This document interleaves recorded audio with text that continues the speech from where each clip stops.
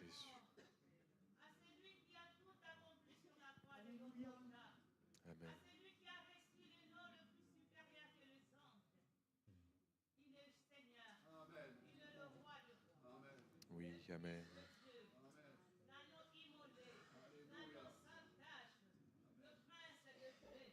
Son nom est Jésus. Gloire à toi, Jésus. Alléluia. Amen. Jésus, reçois tout l'honneur, reçois toute la puissance ce matin, Jésus. Oh Jésus, la Bible dit toute langue confesse que tu es Seigneur et Sauveur. Amen, amen. Que toutes les plaies justement son Seigneur. À toi la louange, la gloire, l'adoration, Seigneur. Pour l'éternité. Alléluia, gloire à toi, Seigneur. Amen. Amen. Gloire au Seigneur. Amen. Voilà, nous souhaitons la bienvenue à tous ceux qui nous rejoignent par Internet. Et nous voulons continuer ensemble de louer le Seigneur. Et j'aimerais prendre ce chant de déclarer que nous sommes un peuple heureux. Amen. Nous sommes un peuple heureux. Nous sommes heureux non pas par nous-mêmes, mais parce que Dieu nous a sauvés. C'est lui qui nous a libérés. C'est de lui que vient la délivrance. Et parce qu'il est le Dieu de mon salut, je peux dire oui, heureux. Je suis heureux. Amen.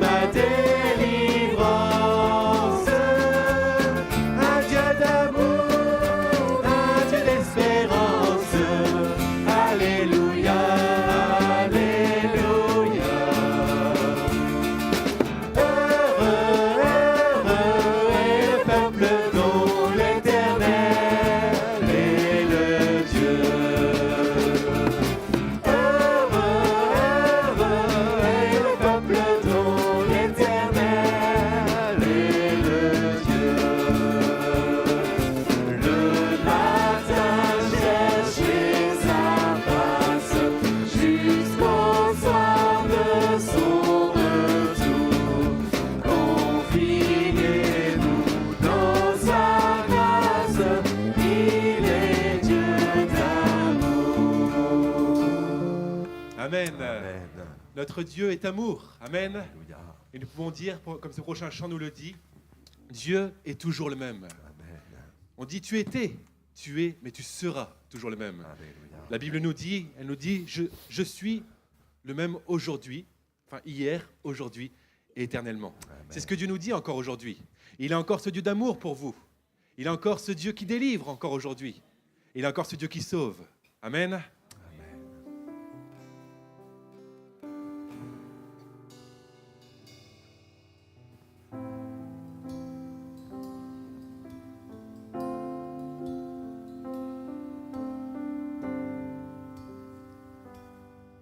Tu étais, tu es, tu seras toujours le même, toujours le même.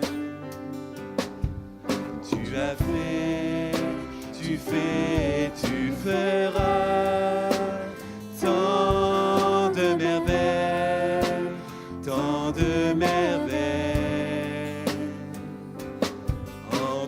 Temps, tout s'accomplit.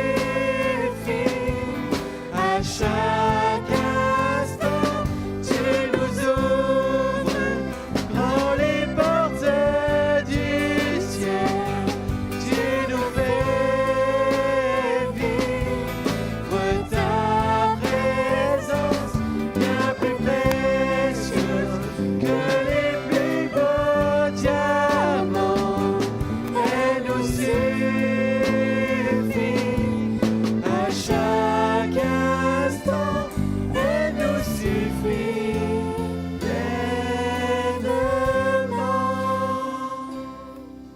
Amen. Et avant qu'on puisse laisser la place à Dorgeline qui va nous apporter un chant, j'aimerais qu'on puisse prendre un dernier chant comme une prière ensemble. De dire Seigneur, sois le centre ce matin. Sois le centre non seulement ce matin, mais tous les jours de notre vie.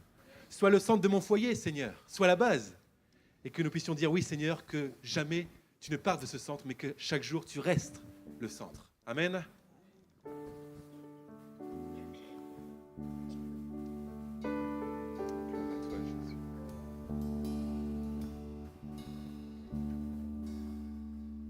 Jésus,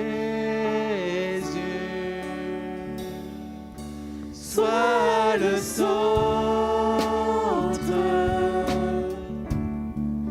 sois ma lumière, sois ma source, Jésus.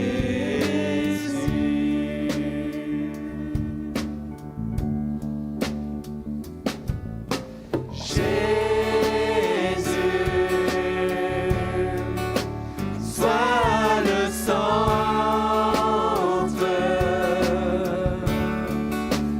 sois mon espoir, sois mon chant, Jésus. Sois le feu dans mon cœur, sois le vent dans mes voiles, sois la raison de ma vie, Jésus, Jésus.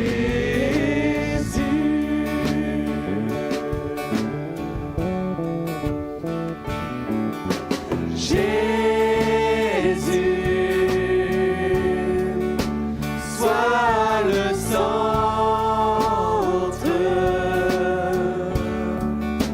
sois ma lumière, sois ma source, Jésus.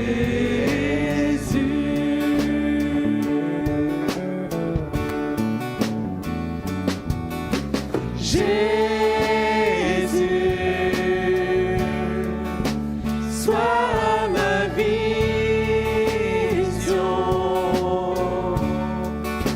sois mon chemin, sois mon guide, Jésus.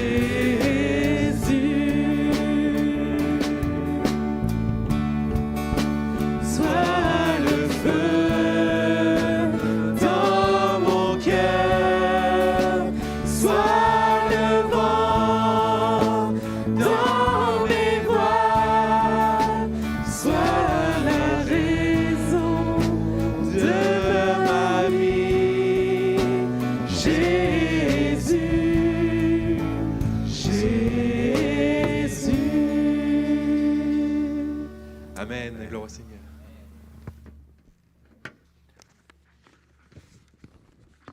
Amen.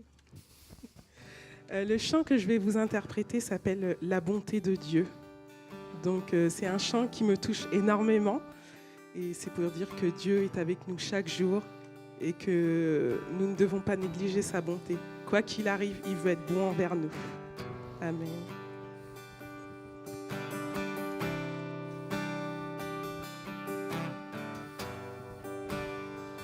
Je t'aime, Seigneur. Ta bonté ne faillit jamais. Tous les jours, tu me tiens dans tes mains. Dès que je me réveille, jusqu'à mon coucher, je chanterai la bonté de Dieu. Toute ma vie, tu as été bon. Toute ma vie, tu as été fidèle. Avec le souffle qui est en moi, je chanterai la bonté de Dieu.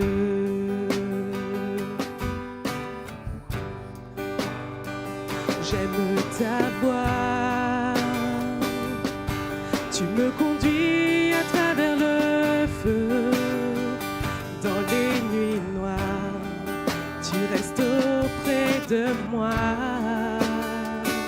Je te connais comme un père et comme un ami, et j'ai vécu dans la bonté de Dieu.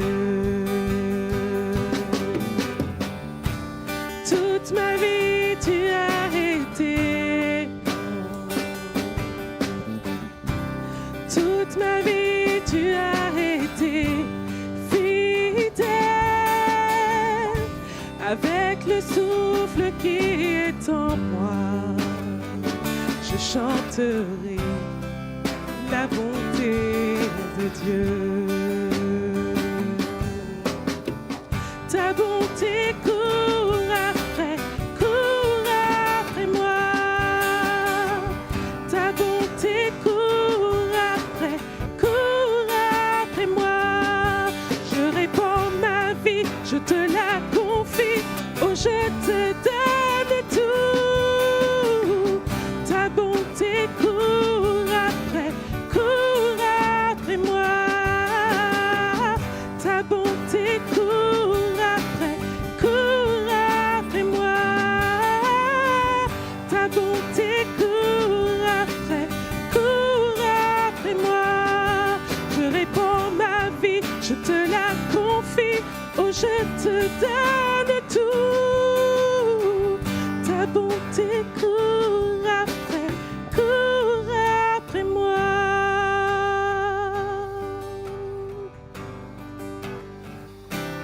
Toute ma vie, tu as été bon. Toute ma vie, tu as été fidèle.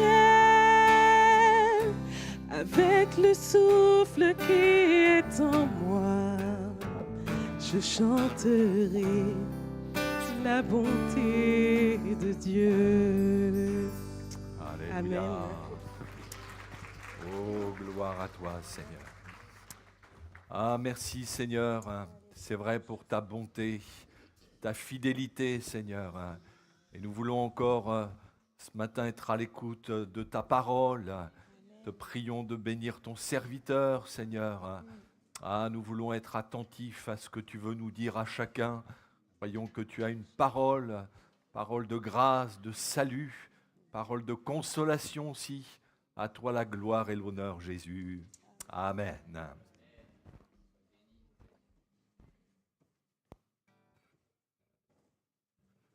Que le Seigneur soit béni pour sa présence au milieu de nous, pour ses bienfaits. Tout d'abord, avant de commencer notre lecture, je voudrais vous apporter les salutations de l'Assemblée de Biarritz et que le Seigneur nous bénisse ensemble. Je voudrais faire avec vous une lecture dans le psaume 84.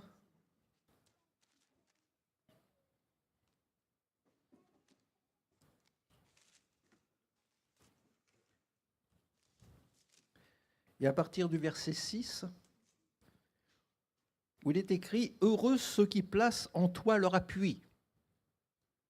Ils trouvent dans leur cœur des chemins tout tracés.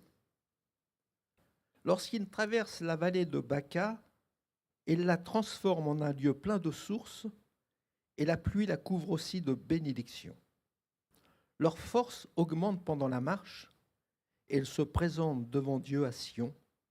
Éternel Dieu des armées, écoute ma prière, prête l'oreille, Dieu de Jacob. Amen. Je voudrais voir avec vous ce matin, c'est la traversée de la vallée de Baca, de la vallée des larmes. C'est quelque chose.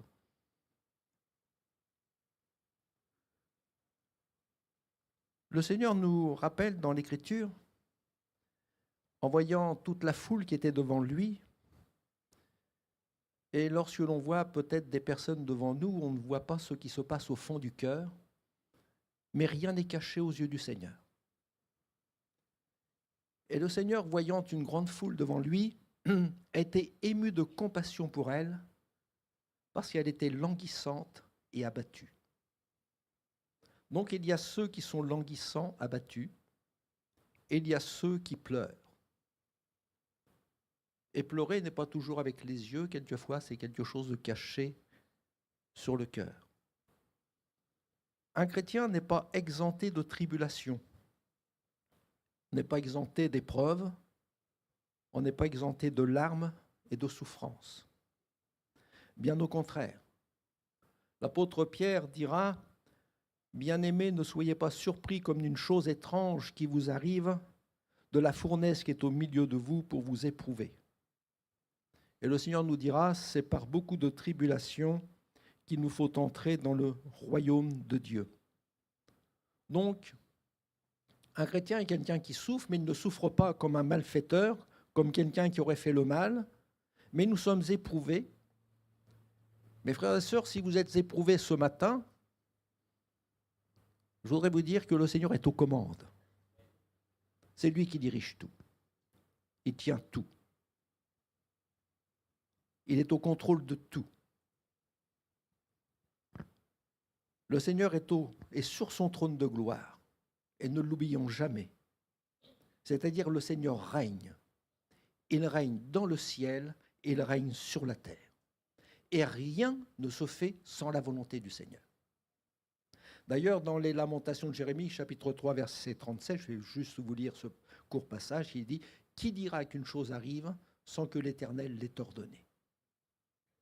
Donc le Seigneur permet l'épreuve, mais béni soit Dieu, le Seigneur y met une limite. Le Seigneur met une limite à la durée de l'épreuve. Le Seigneur permet, et lorsque nous voyons l'épreuve qui est sur nous, nous pouvons regarder dans le livre de Job, entre autres, le Seigneur dira à Satan, « Voici tout ce qui lui appartient, je te le livre, seulement ne porte pas la main sur lui. » Le Seigneur contrôle les choses. Il permet, mais il contrôle. L'Éternel dit à Satan également, dans un autre passage, « Voici, je te le livre, seulement épargne sa vie. » Donc le Seigneur était là, au contrôle de tout. Dieu permet. Mais lorsque nous passons par l'épreuve, le Seigneur y met une durée. Dans l'Apocalypse, il parlera à l'église de Smyrne, il dira qu'il aura une épreuve de 10 jours. Donc c'est le Seigneur qui permet l'épreuve, mais c'est lui qui y met un terme. Mais dans la fournaise de l'épreuve, dans la difficulté, lorsque nous passons par la vallée des larmes, de la souffrance, de la détresse, il est heureux de savoir que le Seigneur est avec nous, tous les jours, même dans les moments les plus difficiles.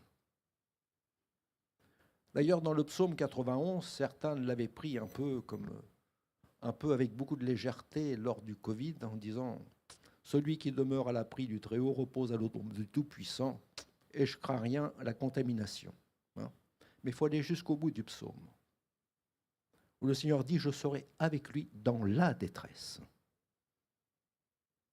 Avec nous dans la détresse. Donc on repose à l'abri du Très-Haut, mais le Seigneur permet que l'on passe par le moment difficile. Il permet peut-être que quelqu'un passe par un temps de difficulté, mais le Seigneur nous rappelle, frères et sœurs, le Seigneur nous dit « Je serai avec toi dans la détresse. Et je te délivrerai et je te glorifierai. » Voilà ce que le Seigneur dit.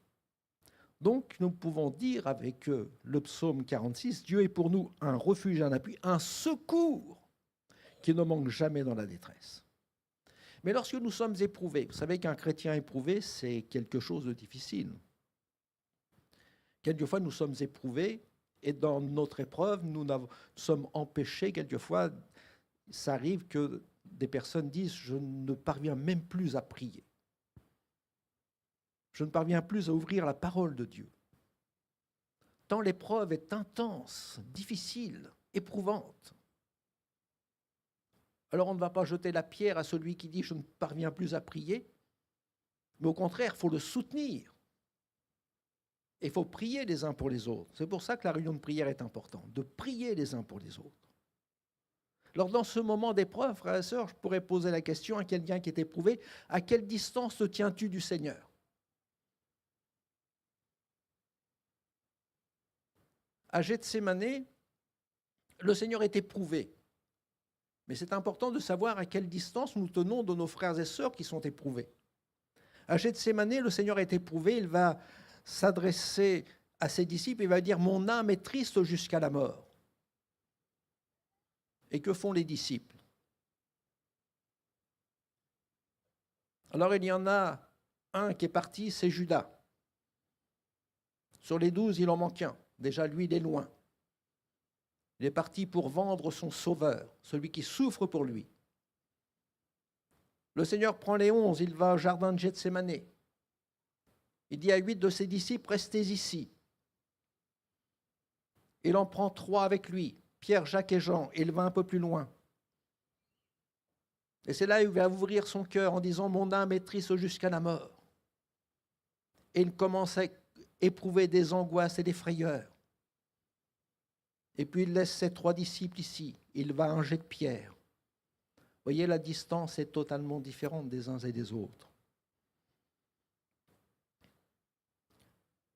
À l'église de Laodicée, le Seigneur va parler également à cette église.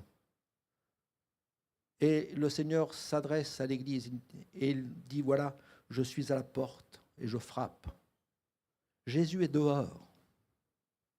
Et Jésus frappe à la porte. Et peut-être quelqu'un est éprouvé. Et le Seigneur frappe à la porte. Et ce qu'il désire, c'est que ce matin, avant de quitter ce lieu, je puisse ouvrir la porte de mon cœur. De lui dire, Seigneur, je suis éprouvé, oui. Je ne parviens plus à te prier, peut-être à lire ta parole. C'est difficile pour moi de venir dans la présence de Dieu, dans l'église du Seigneur. Je me force pour venir, mais le Seigneur voudrait que tu ouvres ta porte et que Jésus puisse entrer. Et le Seigneur dit, celui qui ouvrira la porte, j'entrerai chez lui, je mangerai avec lui, je souperai avec lui et lui avec moi. Dans la chambre haute, quelque temps avant d'aller à Gethsémané, Jésus est avec ses disciples et dans la chambre haute, nous voyons l'apôtre Jean qui est couché sur le sein du Seigneur. Ah, c'est la position idéale d'être là tout près du Seigneur. On voit également dans un autre endroit Marie qui est au pied du Seigneur, qui absorbe, qui prend toutes les paroles du Seigneur. Le Seigneur Jésus dira, elle a choisi la bonne part. Frères et sœurs, c'est notre bonne part. Mais il y a les autres disciples qui ne sont pas sur le cœur du Seigneur et sont chacun autour du Seigneur et chacun à différents endroits. À quelle distance sommes-nous de notre communion avec le Seigneur? Dire, Seigneur, est-ce que je ressens ton onction, ta présence? Est-ce que je ressens la présence du Seigneur? Est-ce que je goûte à son amour? Est-ce que je suis sensible à la voix du Seigneur? Est-ce que je suis là sous l'onction de l'Esprit de Dieu? Alors quelqu'un pourra dire, mais si vous étiez à ma place, est-ce que je suis comme Moïse sur la montagne lorsqu'il était dans la présence du Seigneur et que son visage rayonnait de la présence de Dieu? Dans la sainte présence du Seigneur, souvenons-nous que son visage rayonnait. Est-ce que nous rayonnons de la présence du Seigneur Jésus? Est-ce que chrétien que je suis, je donne envie à ceux qui sont éprouvés de venir dans la maison du Seigneur et de trouver la même joie, la même présence, la même communion avec mon Dieu? Ou est-ce que je suis comme les disciples sur la montagne de la transfiguration, de pouvoir dire, Seigneur, il est bon que nous soyons ici. Et puissions-nous dire en repartant de ce lieu ce matin, il était bon que je sois dans la maison du Seigneur ce matin, Dieu m'a visité, m'a fait du bien. Frères et sœurs, dans la vallée des larmes, quelqu'un dira, tout va mal, tout s'effondre autour de moi. Et aujourd'hui, on pourrait voir que le psaume 42 peut répondre à notre besoin, qui correspond à notre situation, qui correspond à la peine, à la souffrance qu'il peut y avoir sur un cœur, en montrant que nous sommes attristés, affaiblis, et que nous avons besoin de la grâce de Dieu. Il y a une femme qui, un jour, va partir alors qu'elle était dans l'abondance de tout. Elle habitait Bethléem. Bethléem, c'est la maison du pain. Nous, on est dans la maison du Seigneur. c'est Bethel, la maison de Dieu, mais c'est également la maison du pain, Bethléem. C'est là qu'on se nourrit, qu'on se renouvelle dans nos forces. Et lorsque elle va revenir dans la maison du Seigneur, après avoir quitté le lieu saint où elle se faisait du bien, elle va revenir. Elle aura perdu son mari, elle aura perdu ses 2 fils. C'est quand même quelque chose. Elle avait de quoi traverser la vallée des larmes. Une de ses belles-filles l'aura quittée pour repartir dans sa famille. Elle va revenir seule, avec Ruth, sa belle-fille. Et lorsque Naomi, c'est là son nom, rentrera à Bethléem, elle va avoir le cœur brisé, meurtri, et elle dira, ne m'appelez plus Naomi, mais appelez-moi Mara. Appelez-moi l'affligée. Appelez-moi celle qui pleure, celle qui a le cœur brisé. Dans le psaume 42, il est dit, verset 4, « Mes larmes sont ma nourriture jour et nuit, pendant qu'on me dit sans cesse, où est ton Dieu ?» Dans le psaume 6, au verset 7, il est dit, « Je m'épuise à force de gémir. Chaque nuit, ma couche est baignée de mes larmes, mon lit est arrosé de mes pleurs, j'ai le visage usé par le chagrin. » Voilà. C'est l'image de celui qui passe par l'épreuve, de celui qui souffre, avec une intensité quelquefois différente, mais c'est quelqu'un qui souffre. Et lorsque nous sommes dans ce temps d'affliction, lorsque nous avons pour nourriture l'affliction, eh bien, on peut s'approcher du Seigneur et peut-être quelqu'un, ce matin, pouvait avoir la même réaction en disant, voilà, je suis éprouvé, j'entends mes frères et sœurs qui ouvrent la bouche, qui louent le Seigneur, qui élèvent leur âme vers Dieu, ils chantent sous l'onction de l'Esprit, et moi j'aimerais pouvoir élever ma voix comme eux, louer comme eux, et être là et voir que les autres se font du bien sous l'onction du Saint-Esprit, et de pouvoir dire, bien moi je ne parviens pas à monter sur ces hauteurs spirituelles. Je ne parviens pas à élever mon âme vers le Seigneur. Je ne parviens pas à être comme ses disciples sur la montagne en disant, Seigneur, il est bon que je sois là. Je ne suis pas dans le palais de notre roi à partager les mets succulents de la table du Seigneur. Ce matin, je suis rassasié d'un pain d'affliction, d'un pain de souffrance, de détresse, d'inquiétude, de drame. J'ai l'esprit abattu. Alors, quand on est dans cette situation, on peut avoir des regrets. Dans le psaume 42, verset 5, je disais tout à l'heure, ça peut correspondre à quelqu'un, il est dit ceci, « Je me rappelle avec effusion de cœur quand je marchais entouré de la foule et que je m'avançais à sa tête vers la maison de Dieu au milieu des cris de joie et des actions de grâce d'une multitude en foule. » Ah, je me souviens, Seigneur, quand je venais dans ta maison et que tout allait bien. Je me souviens quand j'étais rempli sous l'onction de ton esprit, quand tout allait bien. J'avais le cœur heureux, joyeux. Je me souviens de ce temps-là. Mais ce n'est plus le cas.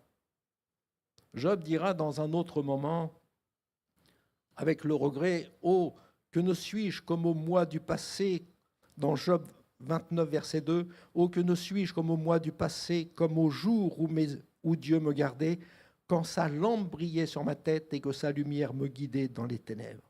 Que ne suis-je comme au jour de ma vigueur, où Dieu veillait en ami sur ma tente, quand le Tout-Puissant était encore avec moi et que mes enfants m'entouraient, quand mes pieds se baignaient dans la crème et que le rocher se répandait près des ruisseaux d'huile. » Il y a ce regret.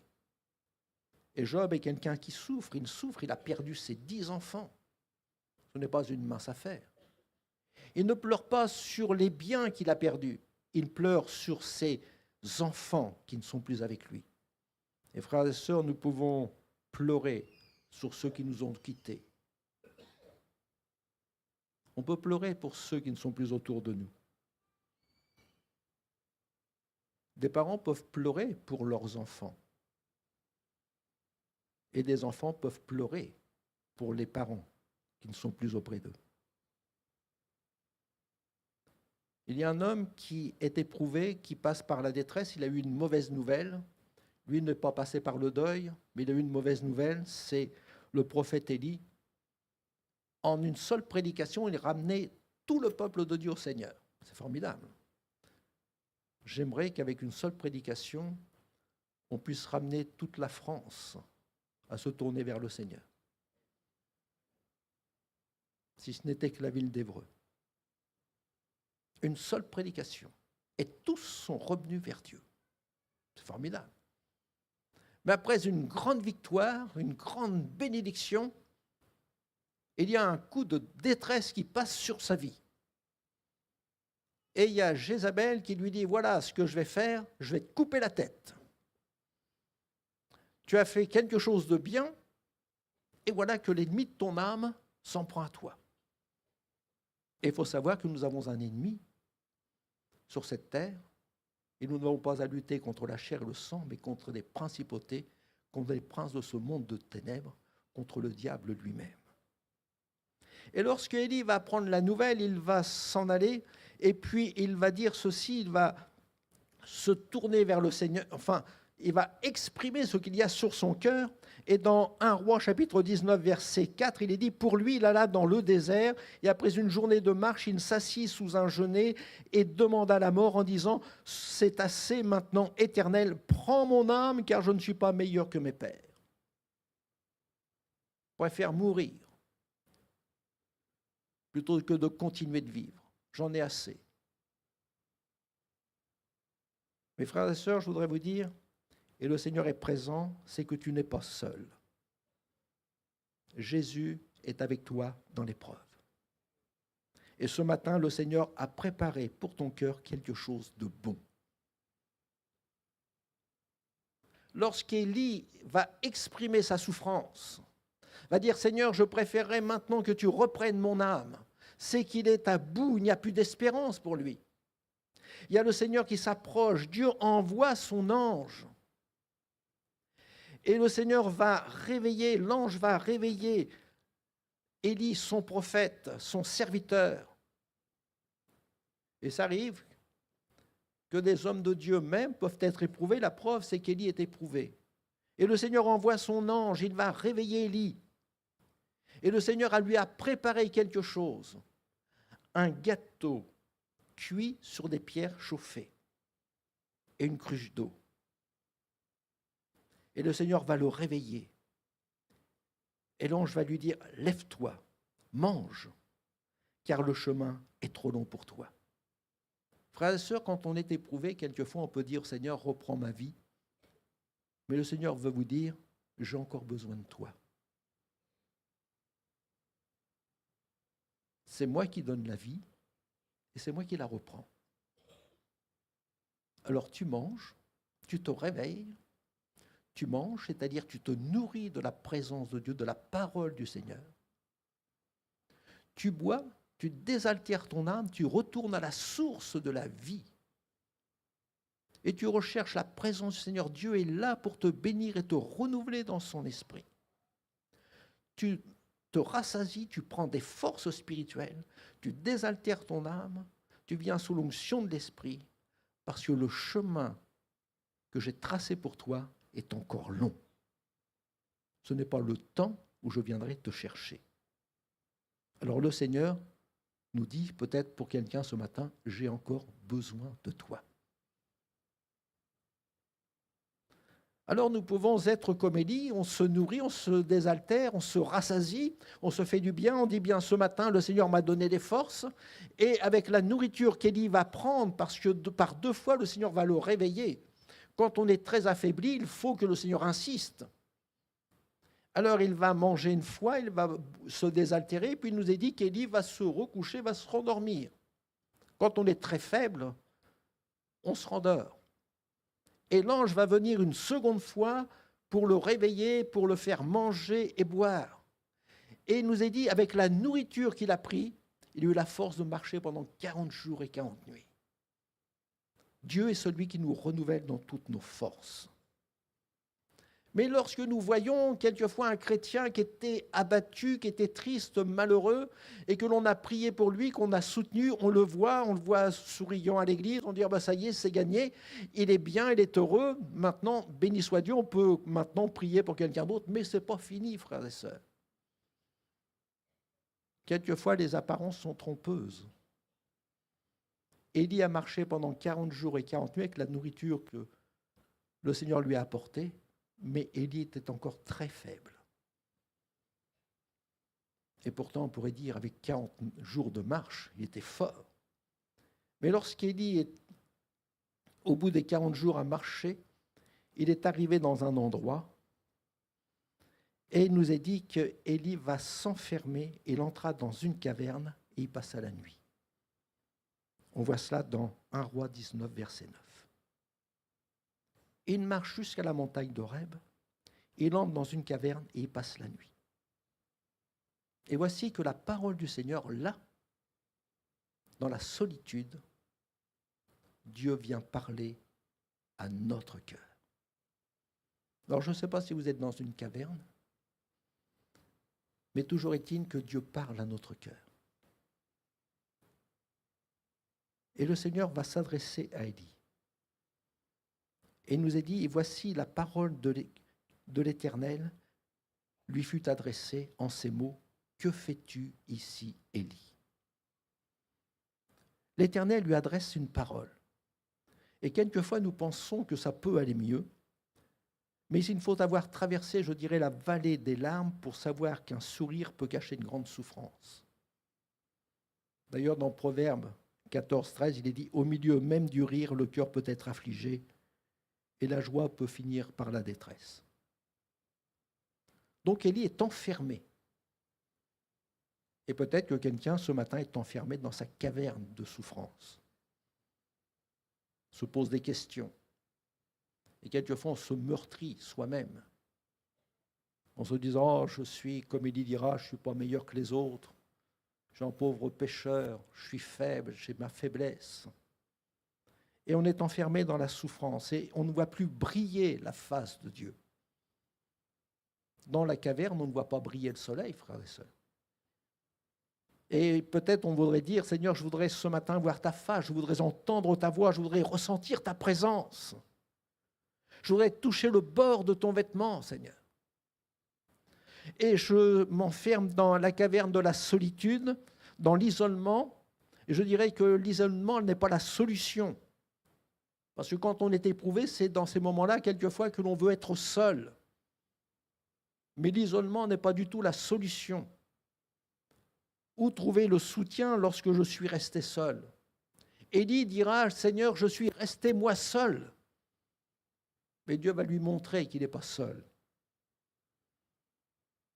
Ce qui est dramatique dans notre solitude, c'est où trouver du soutien. De trouver une oreille qui nous comprenne, qui soit sensible à notre peine. Élie dira, je suis resté moi seul. Et je dirais la communion fraternelle. Le soutien de mes frères et sœurs, leur présence, de prendre des nouvelles des uns et des autres. Et quelquefois, nous sommes, comme les disciples étaient à certaines distances du Seigneur Jésus, nous sommes peut-être à certaines distances de nos frères et sœurs. C'est vrai que pour soutenir quelqu'un, il faut déjà savoir. Si vous ignorez le chemin que traverse un frère ou une sœur, vous ne pouvez pas le soutenir. Mais à quelle distance sommes-nous de notre frère, notre sœur éprouvés? C'est important de soutenir celui qui est éprouvé.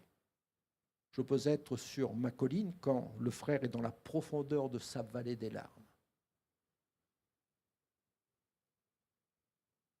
Je peux regarder de loin, je peux être au courant de certaines choses, mais l'Écriture nous dit que le cœur du Seigneur était près de ceux qui avaient le cœur brisé. Lorsqu'il voit la foule qui est languissante et abattue, il nous est dit que Jésus est ému de compassion pour elle. Et béni soit Dieu, c'est que Jésus est ému de compassion pour tous ceux qui sont fatigués, abattus, éprouvés. Le bon samaritain est celui qui donne ses soins. Et je voudrais dire, frères et sœurs, quels soins donnons-nous? Quelle guérison apportons-nous à celui qui a le cœur brisé? Quelquefois, je dis dans une inhumation, lorsqu'il y a une inhumation, il y a l'avant-inhumation. D'être avec ceux qui sont éprouvés. Il y a pendant l'inhumation. D'être présent dans ce temps d'épreuve. Et il y a l'après-inhumation. On n'a pas fait son devoir. Mais celui qui est éprouvé, sa peine n'est pas arrêtée le jour de l'inhumation. Son cœur demeure déchiré, meurtri, parce qu'il lui manque quelqu'un à ses côtés. Reconnaître peut-être que nous sommes trop souvent sur notre colline avec un regard de compassion, le cœur ému, et je ne fais peut-être pas un avec celui qui est éprouvé. Comme le dit Hébreux 12, 13, comme étant dans un corps. Et dans la profondeur de sa vallée, le frère dira, peut-être je suis resté seul, moi seul, comme Élie. Élie peut éprouver ce genre de choses. Les disciples à Gethsémane étaient éloignés, comme je le disais, certains plus loin les uns des autres du Seigneur Jésus. Et nous sommes ici ensemble autour de la table du Seigneur, et béni soit Dieu, mais peut-être plus ou moins près d'un frère ou d'une sœur qui est éprouvé. Ou alors quelqu'un dira, je suis comme Jean avec le Seigneur Jésus, je suis couché sur le cœur de celui qui souffre. Je fais un avec lui. Mais ce qui est important, c'est de savoir quand vient la vallée des larmes. L'affligé, comme Jésus, à Gethsémane, est seul. On peut être seul parce qu'on ne voit pas la détresse de l'autre, on ne voit pas sa souffrance, et je ne fais pas un avec lui, je ne fais pas un même corps avec lui. Et je ne suis pas comme étant dans un corps. Ce qui est important, c'est, béni soit Dieu, c'est que le Seigneur descend dans les profondeurs de la vallée de celui qui souffre. Et le Seigneur vient à notre rencontre. Il vient à la rencontre de celui qui est éprouvé. Et le Seigneur descend jusqu'à nous. Et frères et sœurs, si quelqu'un passe par un moment difficile, je voudrais vous dire que le Seigneur descend jusqu'à vous. Il descend jusque dans la profondeur de cette vallée pour vous faire remonter et vous accorder sa grâce. Il fait un même cœur avec vous. Il est celui qui veut vous porter jusqu'au trône de la grâce pour vous secourir dans tous vos besoins. Il y a dans l'Ancien Testament, dans le 2e livre des Rois, une image qui est profonde de quelqu'un qui est éprouvé. Il y a un couple qui reçoit le prophète Élisée. Et à chaque fois qu'il passe dans cet endroit, il est reçu. Et ils ont même fait une petite chambre haute pour qu'Élisée puisse y demeurer quand il passe dans la région. C'est gentil. On a un pasteur qui passe à Évreux, et il y a quelqu'un qui dira, je vais lui faire une petite pièce sur mon terrain, je lui construis une petite maisonnette, et quand il viendra, je l'hébergerai, il pourra passer le temps qu'il veut. C'est gentil, c'est ce qui s'est passé pour Élisée. Et puis Élisée, voyant cela, il dit bien, qu'est-ce qui te ferait plaisir? Et comme ce foyer était sans enfant, il va prier le Seigneur et le Seigneur va accorder un enfant à ce couple. Quelque temps après, l'enfant meurt. C'est un drame. Et la femme va aller voir Élisée. Et je fais court. Et il nous est dit ceci, Élisée monta dans la chambre haute. On a déposé l'enfant. Il se coucha sur l'enfant. il mit sa bouche sur sa bouche. Il met ses yeux sur ses yeux. Il met ses mains sur ses mains et il s'étend sur lui et la chair de l'enfant se réchauffe. Il va le redonner à la maman qui va pouvoir glorifier Dieu parce que Dieu l'a visité. Et lorsque le Seigneur, frères et sœurs, nous dit « Je serai avec lui dans la détresse », Psaume 91, 15, lorsque le Seigneur dit « Je serai avec lui dans la détresse », il traverse la sombre vallée des larmes, mais je serai avec lui. Le Seigneur est celui qui porte sa brebis fatiguée. Il est celui qui nous aime. Béni soit Dieu. Il est un Dieu qui console. Il est le Dieu de toute consolation. Il est notre secours. Dieu est un secours qui ne manque jamais dans la détresse. Mais je voudrais vous dire, frères et sœurs, que les yeux du Seigneur sont sur nous. Il fait un avec nous. Il met ses yeux, sur nos yeux. Il voit quelque chose que nous ne voyons pas. Il voit que le chemin est encore long pour nous. Il voit qu'il y a des grâces, des bénédictions pour chacun d'entre nous. Le Seigneur met sa bouche dans notre bouche, c'est-à-dire ma prière devient sa prière. Quand je ne sais plus quoi dire, n'avons-nous pas, comme nous rappelle l'Écriture, l'Esprit de Dieu qui intercède en notre faveur quand on ne sait pas quoi demander? Le Seigneur est là pour nous secourir.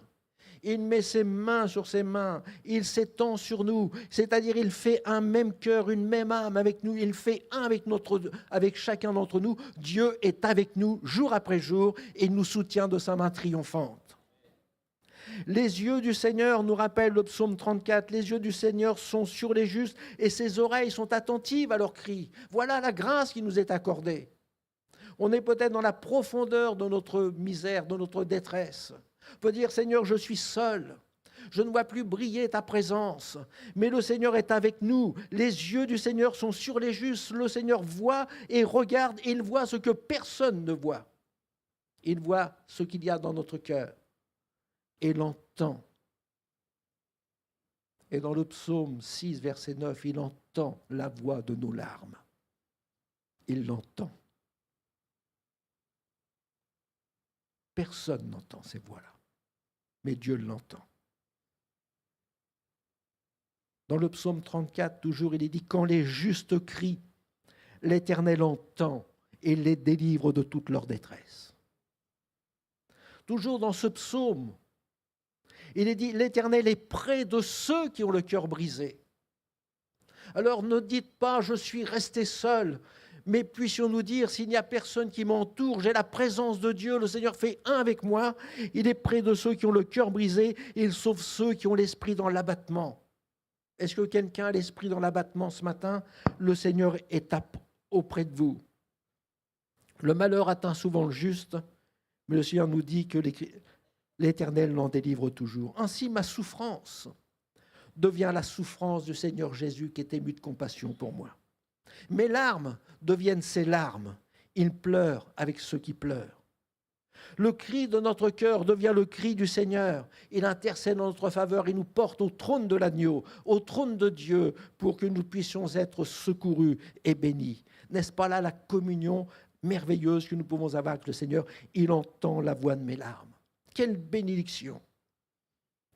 Quelle grâce le Seigneur nous donne! Quel bonheur de pouvoir être avec le Seigneur! Et nous pouvons dire, bien, quel bénéfice retire l'affligé que nous sommes lorsque nous sommes là dans la présence du Seigneur. Quelle grâce merveilleuse de pouvoir dire, je suis affligé, mais le Seigneur est avec moi. Je suis là dans la vallée des larmes, dans cette vallée profonde de mes larmes, de ma souffrance, mais Jésus se tient près de moi, il est avec moi. Le Seigneur intervient pour me secourir et pour me bénir. Frères et sœurs, lorsque l'on est éprouvé, et c'est arrivé à d'autres, au Seigneur Jésus, le plus douloureux, c'est de ne plus entendre le Seigneur. C'est de ne plus entendre la voix du Seigneur. C'est de ne plus ressentir sa présence. D'avoir ce sentiment d'être seul, oublié, abandonné. D'ailleurs, Élie le dira, je suis resté seul. David, dans le psaume 32, dira, je suis oublié des cœurs. Jésus à Gethsémani pourra dire, mon Dieu, mais pourquoi m'as-tu abandonné? Ce sentiment de voir le ciel fermé. Pourquoi ce silence? Pourquoi lorsque je prie, lorsque je réclame la présence de Dieu, je ne sens plus sa présence? Je n'entends plus la voix du Seigneur, je ne sens plus sa présence. Et comme si cela ne suffisait pas dans ces moments d'extrême détresse, nous nous enfermons dans notre caverne, comme je le disais il y a un instant, dans la caverne du mutisme, dans la caverne de la solitude. On s'enferme dans la caverne de l'isolement, on s'éloigne. Et nous évitons tout contact avec l'extérieur, repassant sur notre cœur l'objet de notre souffrance, de ce qui ne va pas. C'est quelque chose. Mais c'est arrivé à d'autres. C'est pour ça que ce que nous dit l'Écriture, ça nous arrive à nous aussi. Il ne faut pas croire qu'un chrétien est exempt de toute chose. Dans les Lamentations de Jérémie, chapitre 3, verset 19, Jérémie va s'exprimer, il va dire « Quand je pense », est-ce que vous pensez? Quand je pense à ma détresse et à ma misère, à l'absinthe et au poison, quand mon âme s'en souvient, elle est abattue au-dedans de moi.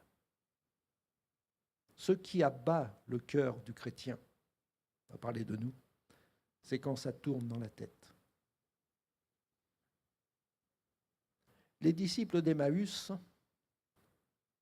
étaient des hommes qui aimaient le Seigneur, qui l'avaient suivi. Et les disciples d'Emmaüs ont parlé et se sont éloignés. Ils allaient dans l'isolement, dans leur caverne de la solitude, de l'isolement.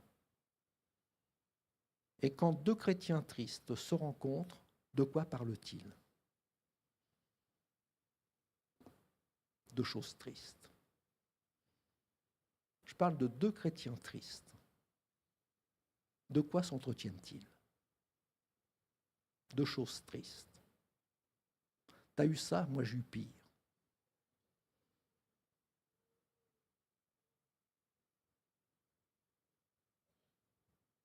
Mais béni soit Dieu, c'est que le Seigneur est avec nous tous les jours. Et il y a l'intervention du Seigneur. Lorsqu'Élie est dans sa caverne et dans cette épreuve, le Seigneur va intervenir et va lui montrer qu'il n'est pas là la source de son malheur, mais il est la source de son bonheur. Il n'est pas la source de ses larmes et de ses difficultés, mais il est la source de son relèvement. Il est sa force et son secours. Et dans le deuxième livre des rois, il est dit que Élie est dans sa souffrance, dans sa détresse. Et le Seigneur va permettre qu'un vent fort passe devant lui.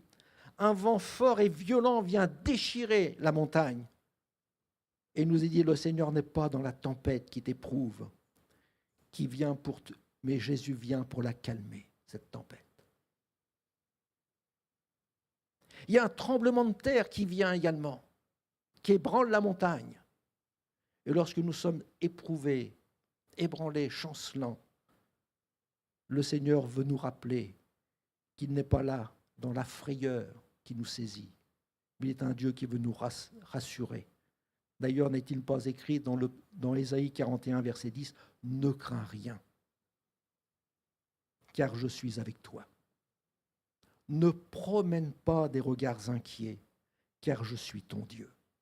Je te fortifie. Je viens à ton secours. Je te soutiens de ma droite triomphante. Ne crains rien. Ne promène pas des regards inquiets. Le Seigneur est avec nous. Celui qui est avec nous, c'est notre Dieu, qui vient nous fortifier, qui vient nous secourir, qui vient pour nous soutenir. Alors il nous est dit également, lorsqu'Élie est éprouvé, il y a un feu qui passe. Mais Dieu n'est pas dans ce feu. Le Seigneur n'est pas dans le feu qui embrasse sans distinction tout ce qu'il touche. La présence du Seigneur calme nos frayeurs.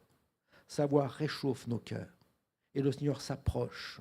Il rétablit le contact avec nous. Quand on est isolé, c'est Dieu qui intervient lui-même. Il rétablit le contact avec nous. Il rétablit la communion. Et le Seigneur nous rappelle, il dit, tu n'es pas seul. Ce n'est pas le tout de le chanter quelquefois. Tu n'es pas seul. Mais dans ma détresse, Peut-être quelqu'un dira, je ne vois plus briller le soleil. Mes yeux sont empêchés de voir le Seigneur. Et frères et sœurs, nous savons en Normandie comment ça se passe, n'est-ce pas? On est habitué aux nuages. Hein?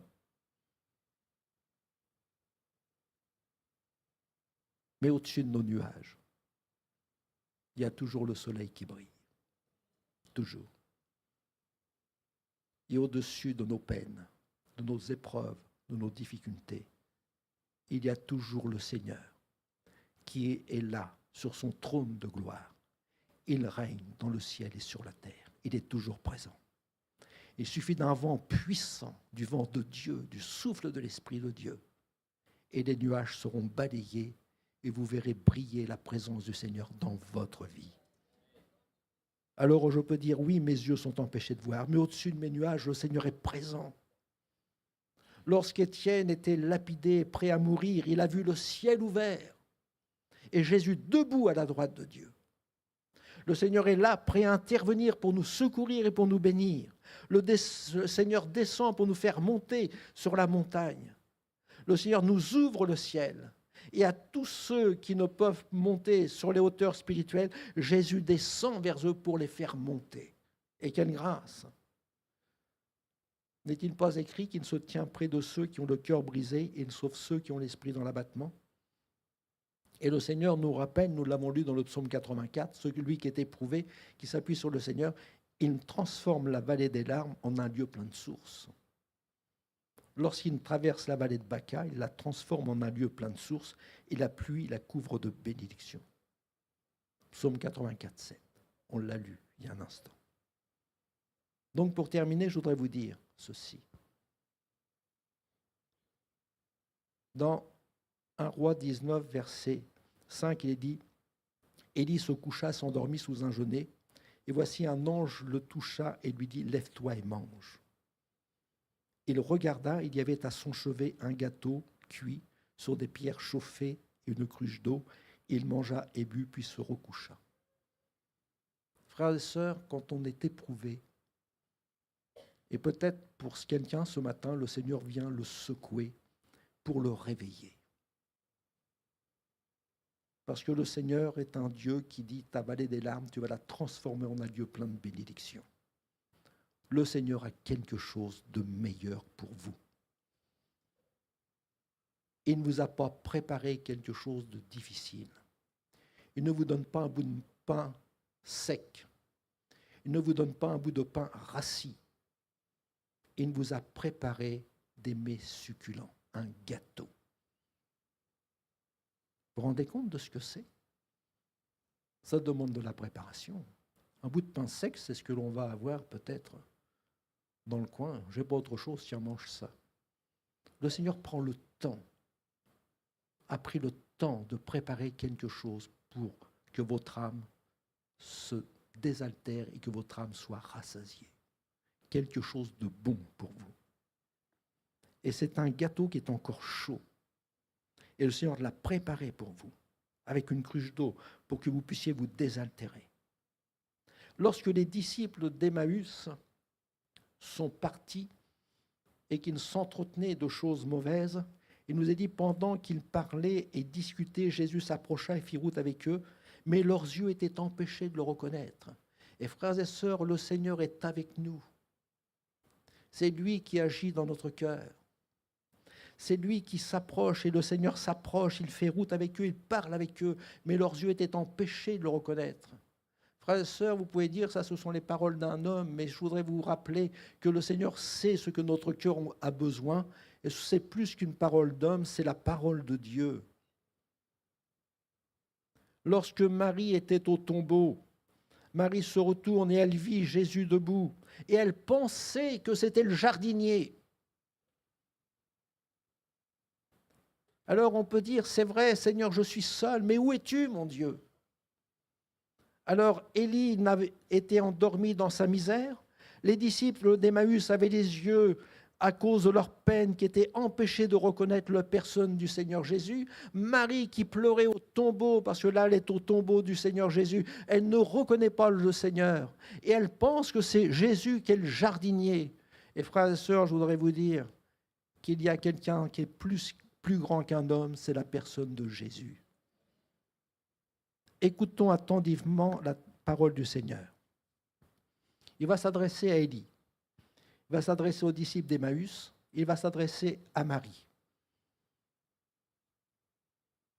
Et lorsque le Seigneur va s'adresser à Élie, il nous est dit dans l'Écriture, il y a un murmure doux et léger.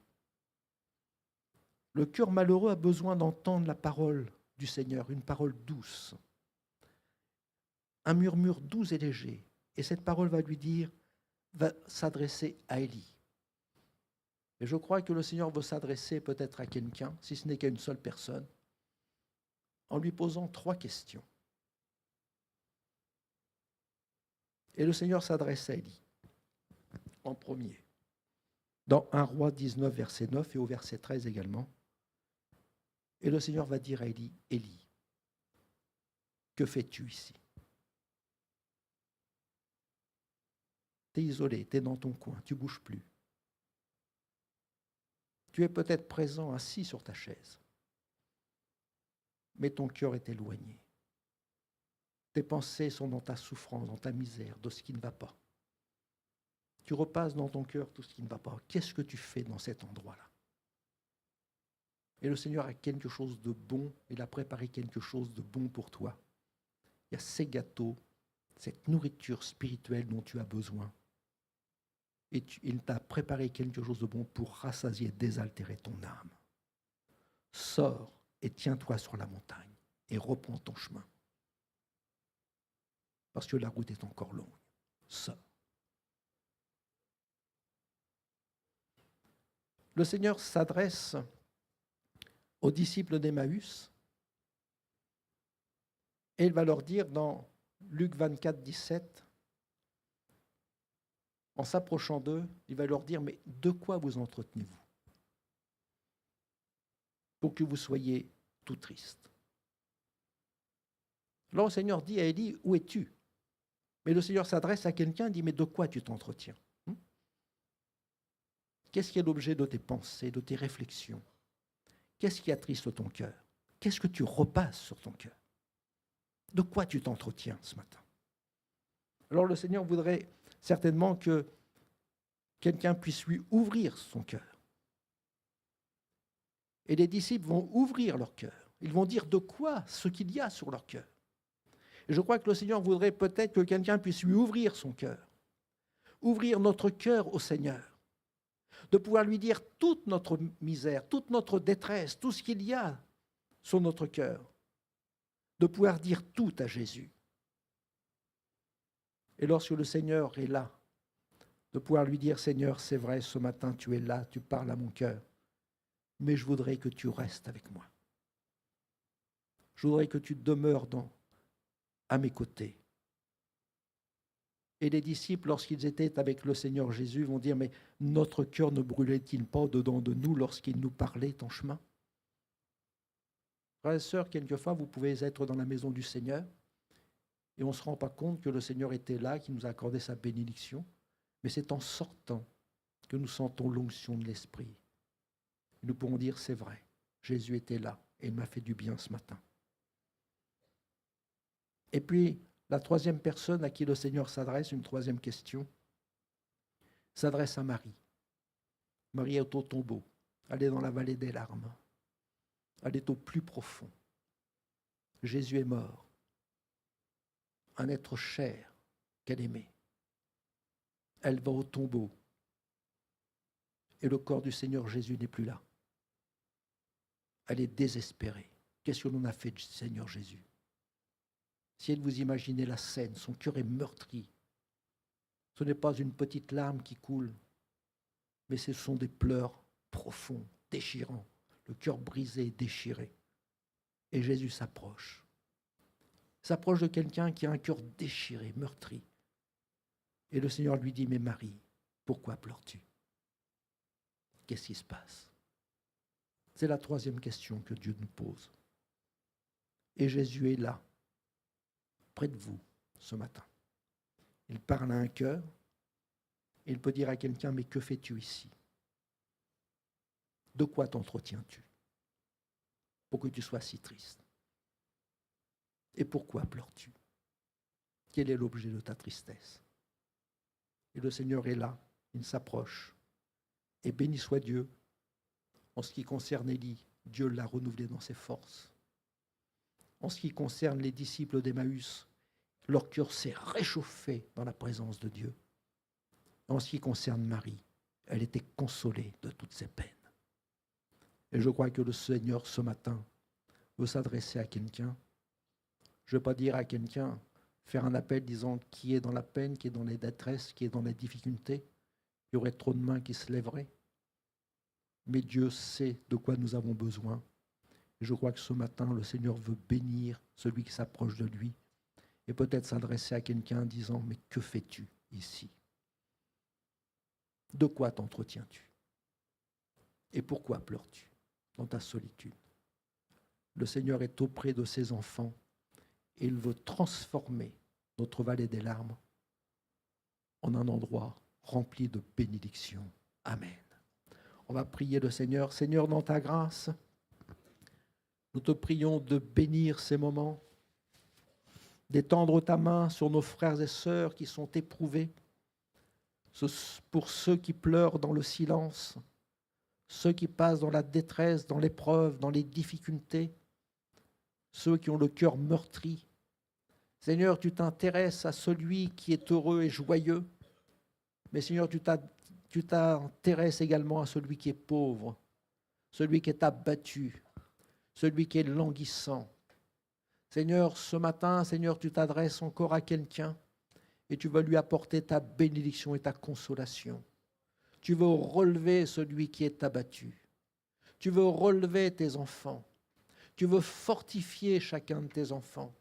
Et nous te rendons grâce de ce que tu t'approches encore aujourd'hui de nous. Ce que tu as fait pour Élie, ce que tu as fait pour les disciples, ce que tu as fait pour Marie, Seigneur, tu le fais également pour nous. Et nous te prions dans ta grâce de bénir et de répandre ta bénédiction pour la gloire de ton seul nom. Amen. Amen. Amen. Gloire au Seigneur. Voilà, nous allons partager ensemble le repas du Seigneur. Pendant ce chant, ceux qui ont été désignés à distribuer la Sainte Seine, vous pouvez vous approcher et la distribuer. Et à ceux qui donc sont nés de nouveau, baptisés d'eau par immersion, je vous invite à vous lever. Et nous allons ensemble partager ce saint repas en souvenir de ce que Jésus a fait pour nous. Et nous prenons pour le moment, pour la distribution, ce chant qui nous parle de la croix, qui nous parle non seulement de la croix, mais aussi de la résurrection et du retour du Seigneur. Amen.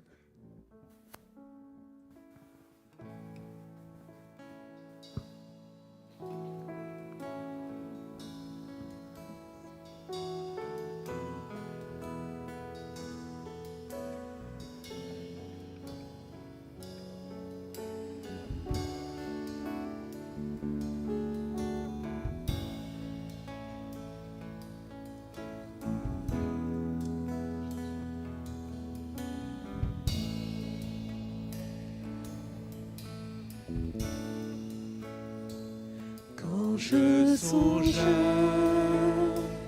l'infâme croix où Jésus fut meurtri pour moi.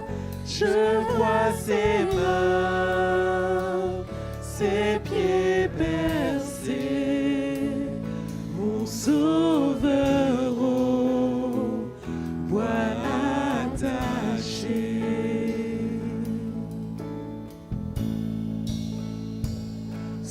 Corps lié, de larmes trempées, dans le tombeau fut déposé, l'entrée scellée d'une lourde pierre, le Messie seul est délaissé.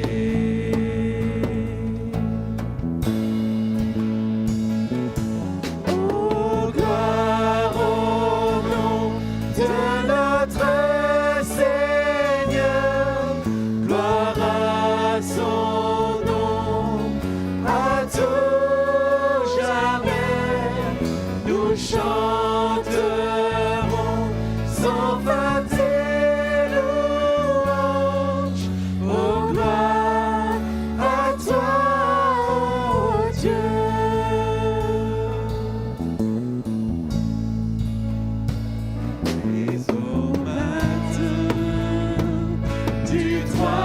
troisième jour, le Fils de Dieu est ressuscité. La mort n'est plus, elle est vaincue. Les anges acclament Christ notre roi.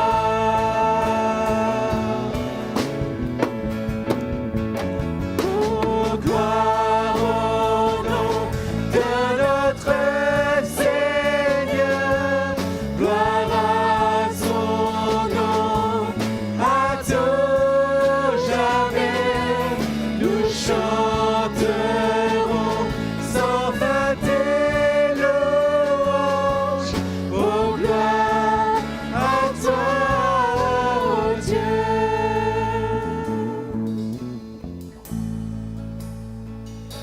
Il reviendra de blanc vêtu, percer la nuit, notre Jésus, et je serai parmi les saints, captivé par sa gloire sans fin.